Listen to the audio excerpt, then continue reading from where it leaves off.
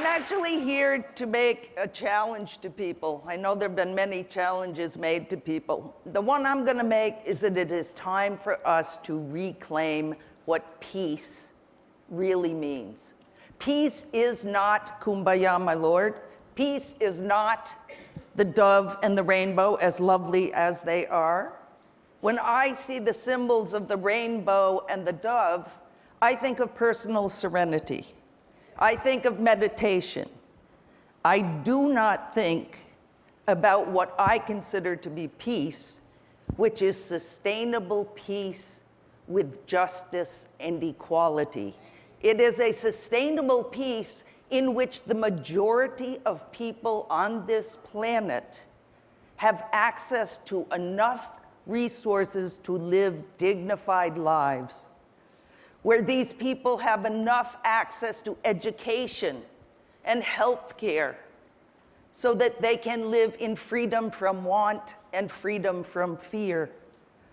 This is called human security. And I am not a complete pacifist like some of my really, really heavy-duty, nonviolent friends like Mairead Maguire.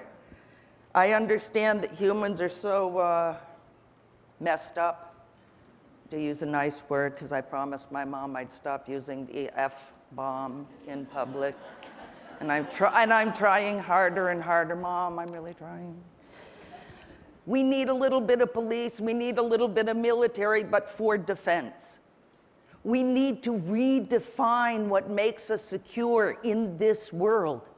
It is not arming our country to the teeth. It is not getting other countries to arm themselves to the teeth with the weapons that we produce and we sell them. It is using that money more rationally to make the countries of the world secure, to make the people of the world secure. I was thinking about the recent ongoings in Congress, where the president is offering $8.4 billion to try to get the START vote. I certainly support the START vote. But he's offering $84 billion for the modernizing of nuclear weapons. Do you know the figure that the UN talks about for fulfilling the Millennium Development Goals is $80 billion? Just that little bit of money, oh, which to me, I wish it was in my bank account. It's not, but it's, you know, in global terms, it's a little bit of money. But it's going to modernize weapons we do not need and will not be gotten rid of in our lifetime unless we get up off and take action to make it happen. Unless we begin to believe that all of the things that we've been hearing about in these last 2 days are elements of what come together to make human security. It is saving the tigers. It is stopping the tar sands.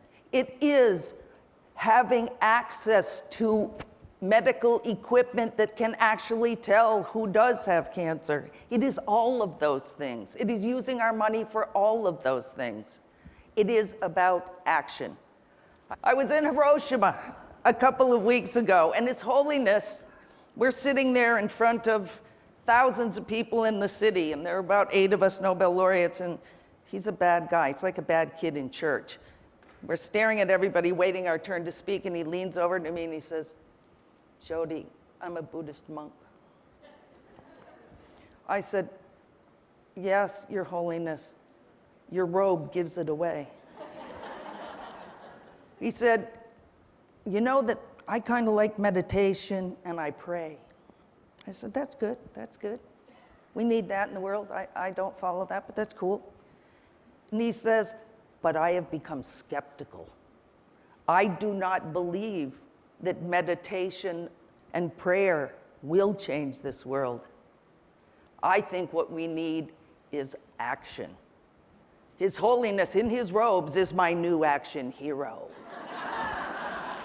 I spoke with Aung San Suu Kyi a couple of days ago. As most of you know, she's a hero for democracy in her country, Burma. You probably also know that she has spent 15 of the last 20 years imprisoned for her efforts to bring about democracy. She was just released a couple of weeks ago, and we're very concerned to see how long she will be free, because she is already out in the streets in Rangoon agitating for change. She is already out in the streets working with the party to try to rebuild it. But I talked to her for a range of issues. But one thing that I want to say, because it's similar to what His Holiness said, she said, you know, we have a long road to go to finally get democracy in my country. But I don't believe in hope without endeavor. I don't believe in the hope of change unless we take action to make it so. Here's another woman hero of mine. She's my friend, Dr. Shirin Ebadi, the first woman, Muslim woman, to receive the Nobel Peace Prize. She has been in exile for the last year and a half. You ask her where she lives. Where does she live in exile? She says the airports of the world. She is traveling because she was out of the country at the time of the elections. And instead of going home, she conferred with all the other women that she works with, who said to her, stay out, we need you out. We need to be able to talk to you out there so that you can give the message of what's happening here. A year and a half, she's out speaking on behalf of the other women in her country. Wangari Maathai, 2004 Peace Laureate. They call her the Tree Lady, but she's more than the Tree Lady. Working for peace is very creative. It's hard work every day. When she was planting those trees, I don't think most people understand that at the same time, she was using the action of getting people together to plant those trees to talk about how to overcome the authoritarian government in her country. People could not gather without getting busted and taken to jail. But if they were together planting trees for the environment, it was okay. Creativity. But it's not just iconic women like Shirin, like Aung San Suu Kyi, like Wangari Maathai. It is other women in the world who are also struggling together to change this world. The Women's League of Burma, 11 individual organizations of Burmese women came together because there's strength in numbers. Working together is what changes our world. The Million Signatures campaign of women inside Burma working together to change human rights, to bring democracy to that country. When one is arrested and taken to prison, another one comes out and joins the movement, recognizing that if they work together, they will ultimately bring change in their own country. Mairead Maguire in the middle, Betty Williams on the right-hand side, bringing peace to Northern Ireland. And I'll tell you the quick story. An IRA driver was shot, and his car plowed into people on the side of the street.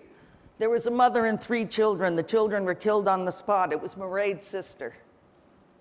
Instead of giving in to grief, depression, defeat, in the face of that violence, Mairead hooked up with Betty, a staunch Protestant and a staunch Catholic, and they took to the streets to say no more violence.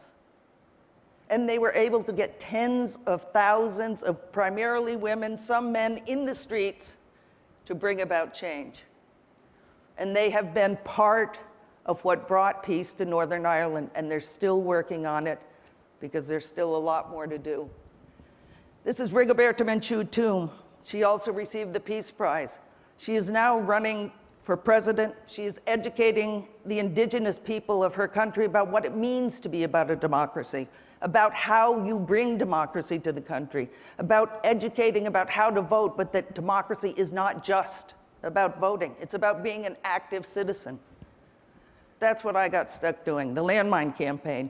One of the things that made this campaign work is because we grew from 2 NGOs to thousands in 90 countries around the world working together in common cause to ban landmines.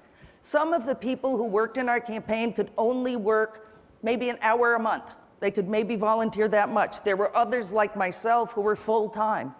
But it was the actions together of all of us that brought about that change.